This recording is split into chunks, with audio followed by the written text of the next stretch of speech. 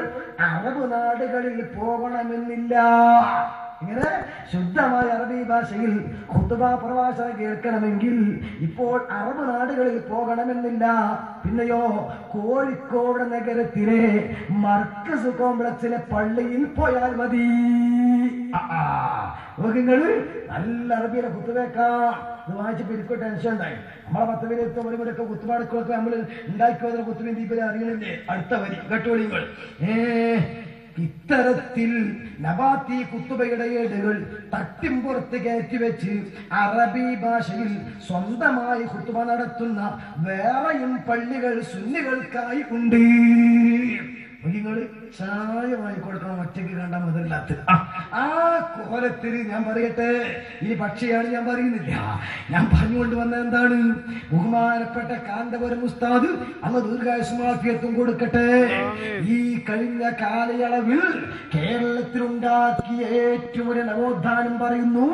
എന്നിട്ടോ പൗരാണിക പണ്ഡിതന്മാരിൽ നിന്ന് ലഭിച്ച ഊർജമാണ് ഈ കേരളയാത്രയിൽ കാന്തപുരം ഉസ്താദിനെ പ്രേരിപ്പിച്ചതെന്നും മതങ്ങൾ തമ്മിലുള്ള അകൽച്ച കുറച്ചു കൊണ്ടുവരലാണ് ഇതിന്റെ ലക്ഷ്യമെന്നും എങ്കിൽ അത് നടത്തേണ്ടതാണെന്നും നടത്തേണ്ടത് പണ്ഡിതന്മാരാണ് എന്നും അതിനൊക്കെ യോജിച്ച് കാന്തപുരമാണെന്നും പറയുന്നത് SUSകാരോ SSFകാരോ അല്ല, സാക്ഷാൽ ജമാഅത്തെ ഇസ്ലാമിയുടെ പ്രബോധനത്തിലാ.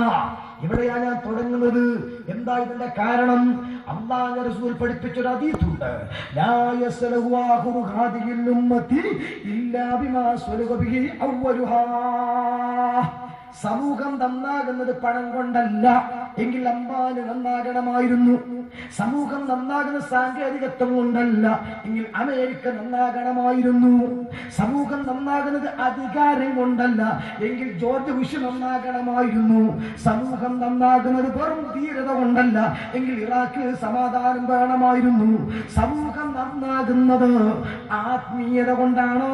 അത് പൂർവ്വകാല ഭാരതന്മാർ കാണിച്ചതാണ്. ഏത് മതത്തിൽപ്പെട്ടവനാണെങ്കിലും ആ മതത്തിന്റെ തത്വം അംഗീകരിച്ച് ജീവിക്കുമ്പോൾ, പ്രത്യേകിച്ച് മുസ്ലിങ്ങൾ അവരുടെ ആത്മീയ തത്വം അംഗീകരിച്ച് ജീവിക്കുമ്പോൾ ഇതിനെ മതസ്ഥർ പോലും നമ്മളെ ബഹുമാനിക്കുന്നു.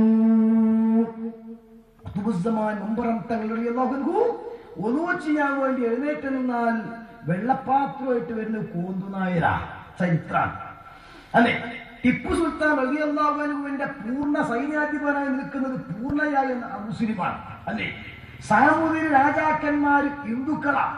രാജ്യത്തിന്റെ ഭരണം ഏൽപ്പിച്ചു കൊടുക്കുന്നത് തമിഴ്നാട്ടിൽ നിന്ന് കൊച്ചിയിലേക്ക് അരിക്കച്ചവടത്തിന് വന്ന കള്ളിത്തുണിയും കന്നിപ്പുറാക്കും ധരിച്ച അരപ്പട്ട കെട്ടി തറയിൽ കത്തിതിരികിയ വട്ടത്താടിയും വട്ടത്തലക്കെട്ടും വെച്ച മരക്കാർ കുടുംബത്തിനാണ് അല്ലെ? ഗാന്ധിജി മരുന്നരിച്ച് 1 മാസം താമസിക്കുന്നത് മൗലാന മുഹമ്മദിയുടെ കുടുംബത്തിലാണ് അല്ലെ? കുഞ്ഞാൻ നിസാരെ കേൾക്കുമ്പോഴേക്ക് മങ്ങാട്ടച്ഛന് ഓർമ്മ വരികയാണ്. മറക്കാൻ കഴിയോ? രാജ്യത്ത് കഴിഞ്ഞു പോയവരെല്ലാം സൗഹാർദ്ദത്തിൽ കഴിഞ്ഞവരാ. എന്തുകൊണ്ട്? ആത്മീയമായ പവറുള്ള മുസ്ലിങ്ങളുടെ പവറിനെ ആദ്യം മുസ്ലിങ്ങൾ അംഗീകരിച്ചു. എന്നിട്ട് ആ പവർ അമുസ്ലിങ്ങളിലേക്കും പകർന്നു. ആത്മീയമായി നേതൃത്വം നൽകിയ തങ്ങന്മാരും സാദാത്യങ്ങളും ആലിമീങ്ങളും അവർ മന്ത്രിച്ചൂതിയ വെള്ളം ബറക്കത്ത് കണക്കാക്കിയ മുസ്ലിമീങ്ങൾ പഴുതാരെ കടിച്ചാൽ, തേൾ കുത്തിയാൽ, പാമ്പ് ദംശിച്ചാൽ അതിന് ഉസ്താദുമാര് തങ്ങന്മാർ ഔലിയാക്കൾ കൊടുക്കുന്ന വെള്ളം ധാരാളമാണെന്ന് മനസ്സിലാക്കി ഫലം കണ്ടു. അമുസ്ലിങ്ങളും കൂടെ ബഹുമാനിക്കാൻ തുടങ്ങി. ഈ ബഹുമാനവും ആദരവും ജീവിതകാലത്ത് മാത്രം കൊടുത്താൽ പോരാ നമ്മൾ പഠിച്ചു. ഇതു ഈ കറാമത്ത് പറഞ്ഞാല് അത് നമ്മളെ മെഡിക്കൽ ഷോപ്പിൽ പോയിട്ടോ അല്ലെങ്കിൽ അതേപോലെ നാടൻ വൈദ്യ ഷോപ്പിൽ പോയിട്ടോ കണ്ടൻ കുളത്തി വൈദ്യുത തെങ്ങും പൂക്കുന്ന സാധനം കിട്ടുമ്പോൾ കിട്ടണ സാധനമല്ല. ഇത് കറാമത്ത് അന്നയുമായിട്ട് ബന്ധപ്പെട്ടവർക്ക് കൊടുക്കുന്ന ആത്മീയ പവറാണ്.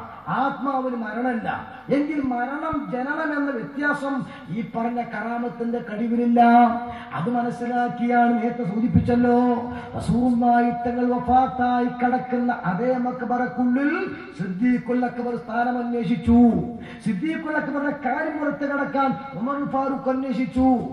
തടങ്കിൽ കഴിഞ്ഞ ഉസ്മാൻ റളിയല്ലാഹു തആല അൻഹുവിന് 20 കൊല്ലം മുമ്പ് ഏകദേശം മരണപ്പെട്ടു പോയ റസൂലുള്ളാഹി വെള്ളം കൊണ്ടുവന്നു കൊടുത്തു. ഇതെല്ലാം മനസ്സിലാക്കിയിട്ടാണ് റസൂലുള്ളാഹിൽ ഇസ്ലാം പഠിച്ച സ്വഹാബത്ത് കേരളത്തിൽ വന്ന് 10 പള്ളി ഉണ്ടാക്കിയപ്പോൾ ആ പള്ളിന്റെ ചെരുവിലെല്ലാം മഹാന്മാർക്ക് മഖ്ബറയൊരുക്കി. എന്തിനാ നിങ്ങള്? ആരാധിക്കാനല്ല, ആദരിക്കാൻ. ഇങ്ങനെ മഹാൻ കഴിഞ്ഞു പോയെന്ന് വരുന്ന തലമുറക്ക് പഠിക്കാൻ, അത് അനുസ്മരിക്കാൻ. അങ്ങനെ കഴിഞ്ഞു പോയ ആളുകളുടെ ചരിത്രം വരുന്ന തലമുറക്ക് പഠിപ്പിച്ചു കൊടുക്കണമെങ്കിൽ ചാൻസ് വേണ്ടേ? അതിന് കൊല്ലത്തിൽ ഒരു പ്രാവശ്യം അതിന് ചാൻസ് ഒരുക്കി. അതിന് ഉറൂസ് എന്ന് നമ്മൾ പേരിട്ടു. അങ്ങനെ ഉറൂസ് എന്ന് പറഞ്ഞാൽ ബുഖാരിയിൽ ഉണ്ടാകൂടാ. ഏതുപോലെ മപ്പിലെ സക്കാഫി, ഫൈസി, സുല്ലമി എന്നൊന്നും ബുഖാരി ഇല്ലാത്തതുപോലെ അങ്ങനെ ആ ഉറൂസിൽ അവർ അനുസ്മരണങ്ങൾ നടത്തി. അവരെ കഴിവുകളൊക്കെ കേട്ടപ്പോൾ അമുസ്ലിങ്ങളും നീർച്ച തരാൻ തുടങ്ങി. അവരും മക്ബറയിലേക്ക് വരാൻ തുടങ്ങി. ഇന്നും അമ്പറം മക്ബറയിൽ വരുന്നതിൽ 30% അമുസ്ലിമീങ്ങളാണ്. തെന്നിന്ത്യയിൽ വരുമ്പോൾ ദുള്ളാൽ ദർഗ സംഘടനയെ സന്ദർശിക്കാത്ത ഇന്ത്യ രാജ്യത്തെ ആഭ്യന്തരമന്ത്രിമാരുണ്ടോ? അജ്മീർ പോകാത്ത പ്രധാനമന്ത്രിമാരുണ്ടോ? അങ്ങനെ മക്ബറകളും ജാറങ്ങളും ഒക്കെ മതസൗഹാർദ്ദത്തിന്റെ ഈറ്റയില്ലങ്ങളായിട്ട് മാറി. ഇത് ഞാൻ എന്റെ വക പറയല്ല. ഈ അടുത്ത് മാധ്യമ റിപ്പോർട്ട് ചെയ്തൊരു വാർത്ത ഉണ്ട്. അതിൽ പറയുന്ന കാര്യങ്ങൾ, ഈ കേരളത്തിലെ മതസൗഹാർദ്ദം ഇത്രയും നിലനിൽക്കാനുള്ള കാരണം ഇവിടുത്തെ മക്ബറകളും ഉറൂസുകളുമാണ് എന്ന് ജപ്പാനിലെ ടോക്കിയോയിൽ നിന്ന് ഇവിടെ വന്ന് പഠനം നടത്തിയ പ്രൊഫസർ മിസാക്കോ കവാനോ എന്ന് പറയുന്ന ഒരു പെണ്ണു പറഞ്ഞു. ഇത് 2010 മെയ് 15 ശനിയാഴ്ചയിലെ മാധ്യമം പത്രം. ഇതാ കാലത്ത് അതാണ് ഇപ്പൊ ശ്രദ്ധിക്കുക.